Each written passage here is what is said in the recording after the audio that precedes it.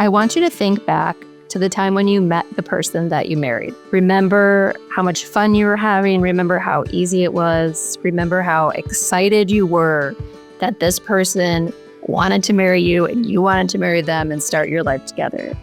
Things were so much easier. Everything changes when you add in a new baby. This is one of the biggest transitions of a lifetime. So when you think about the changes for a woman, hormonal, emotional, body changes, your whole world changes. And this can be true for men as well. So you have these profound changes, this relationship with this person, and this new person that now has arrived that you love so much. And this new person that you love so much is completely helpless and needs you in a way you've never been needed before. And so you're taking care of this baby, which means that you are not giving the attention to the person that used to get your attention. And this is usually one of the first signs of the conflict, right? Is everything is different. And each individual partner changes at different times. Some women feel completely changed during a pregnancy. Some feel changed the moment of a birth. Some feel changed shortly thereafter. And for men, same thing. It still takes some men more time to connect and feel that same parental feeling that a mother has already been feeling, especially if she's the one that carried the baby. So everyone's on a different time frame. Parenthood shifts everything. So now you go from a duo that each does a little bit of something to a lot of times one person feeling like they're doing too much. And sometimes there's a necessity to that, right? If one person is breastfeeding, the other person can't. But that doesn't mean they can't do anything. There are different ways to bring the person in. But we see a split of this new duo, mother-child, and a father on the outs. So now that you're this trio, you have to figure out how to find a new balance. A new balance is required because you can't give all of your attention to the one adult because the adult can do things for themselves. And you can't give all of your attention to the baby because the balancing is off and the adult feels abandoned. Toddlerhood brings about so much exhaustion, often to the primary parent. And the capacity for fun sometimes disappears with that. And I think it's really important to be intentional about bringing fun and laughter back into the duo of you and your partner.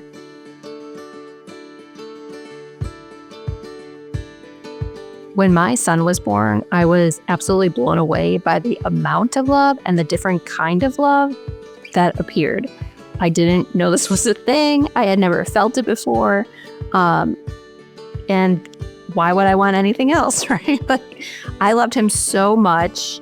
I felt so good. I mean, even though I was exhausted and could barely function, that love was so intoxicating and appealing. And so it's hard to want to put that aside for the love you've already known that doesn't give you as much, right?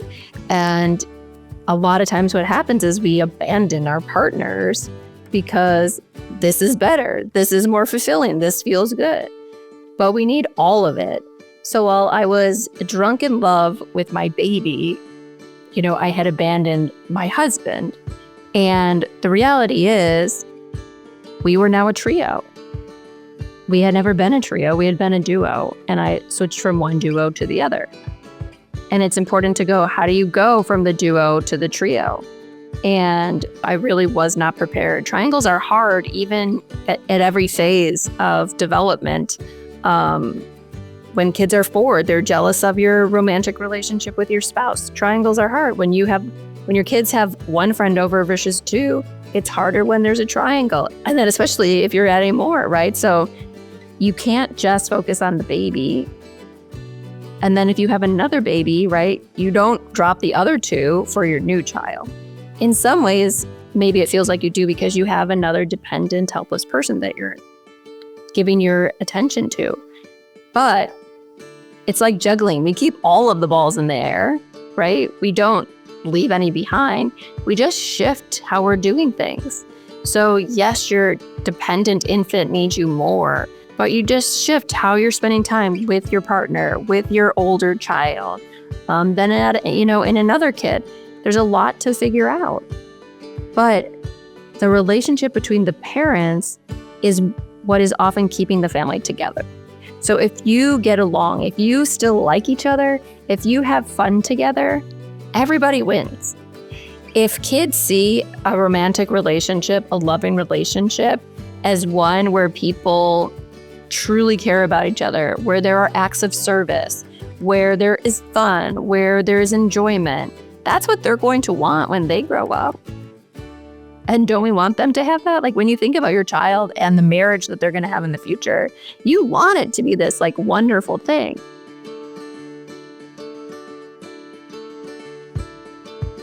Something that I often recommend is couples therapy. Why? Because most people think you shouldn't go into it until like things are almost over. That's way too late. Don't wait until you hate the person and want nothing to do with them. It's like a car. You don't go to the dealership when your car is like crumbled. You go for maintenance, you go for oil changes, you go for tune-ups. You want your car to be able to run and last as long as possible.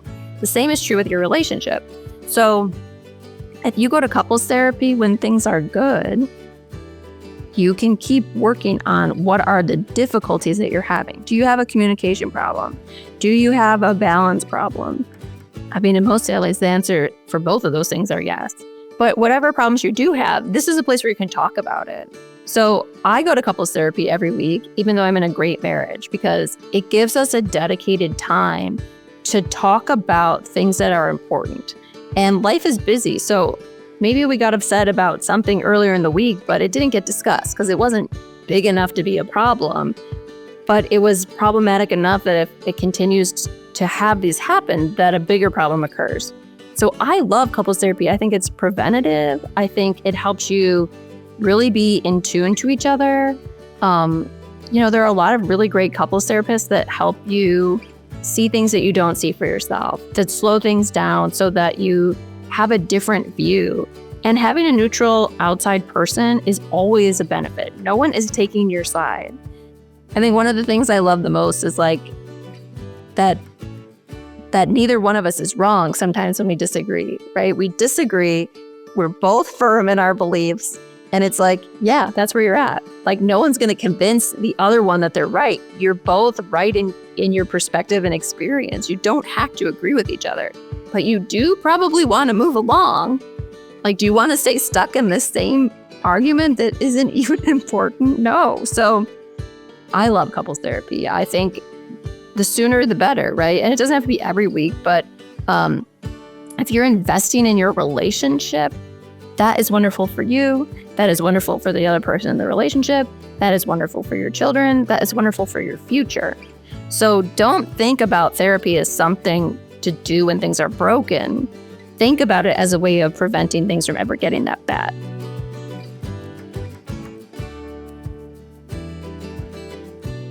Okay, but I know that not everyone has the finances for couples therapy, especially because a lot of that is not even covered by insurance. So what can you do that sort of mimics that? And part of it is assigning the same hour time slot, right? The reason that therapy is helpful is that you have a set time every week for 45 minutes or an hour where you talk about your relationship, where you talk about yourselves and each other. You can still do that. It's just hard to do because life is busy and it's something that falls off the calendar a lot. But you can do that. You can say, this hour works for both of us each week or every other week or once a month, and I want us to come together and talk about anything. What's on my mind? And maybe it's not even about your partner. Maybe it's about your mother. Maybe it's about whoever. But you want support or you want them to listen. I mean, the day-to-day busyness of life prevents serious downtime to talk about important things. So maybe you're carrying around this hurt from your family of origin that you haven't had time to talk about, but it's making you act like a jerk because you're all stirred up by it. And you haven't explained it to your partner who is mad at you for being a jerk. And everything's just a big misunderstanding. And you're being mad at the wrong person. And the they're upset that you're upset, and it's just a mess. So if you give yourself a dedicated time to think about each other and think about yourself and share, then that helps you move forward, and it helps clear up a lot of misunderstandings. Like, oh, you were short with me. I thought it was because of this. And it's like, oh no, actually I was mad about this thing from work. Okay, that's good information to have. It's important to know.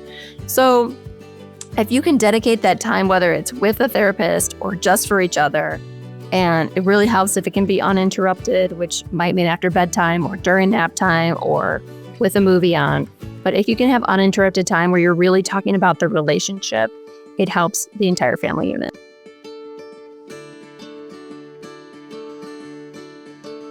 Another thing that requires a lot of intention after children arrive is sex. So when it's just two people, sex is usually spontaneous and fun and something you look forward to and frequent. And then you're pregnant and have a baby, and then that is not the same. So what do you do with that? And a lot of people do nothing, right? They don't talk about it. They just like swat a person off if they're not feeling it. And it leaves both people feeling upset, usually. What we most commonly see is that men feel like they're not getting enough sex, and women feel like, why are you touching me? I'm so touched out, and you're not helping me enough. I don't want anything to do with you right now. That is most prevalent in the early years. But there are different things that happen in different phases of parenthood that make you more sexually connected or less. And it's another way where communication is a big piece. If you say, the kids touch me too much, so I'm feeling touched out, that is easier to take in than don't friggin' touch me, because there's no context and it feels like such a harsh rejection. And sometimes that is the case, right? Maybe you're mad at them, but the context still matters and still helps. If your husband knows, I don't want to have sex with you because you don't help me and I don't want to give you anything, they may make a change. They may want to help you with your balance so that you are interested in having sex with them. So there's so much that communication matters. This is where I love the dedicated time to talk to each other, because when you have all of the information, you can change your behavior, you can shift things. Another common thing is that women are like, why don't we just schedule it? And men are like, no, I want you to spontaneously want me. And it's like, yeah, that's not gonna happen right now. If that's the case you're in, continue that conversation. It's not like they said no once, shut it down. Continue the conversation of if you would like to have sex, I do have to schedule it this way, because then I can actually look forward to it, or I can prepare myself, as opposed to you just grabbing me and me not wanting in that moment because I'm not prepared. So there's a lot of different ways that the communication helps. Scheduling can help. Is it spontaneous? No. Will you ever be spontaneous again? Yeah, probably. If you're exhausted and you're touched out and you are not really feeling it often, scheduling can give you, a leg up, literally, and help you feel more connected.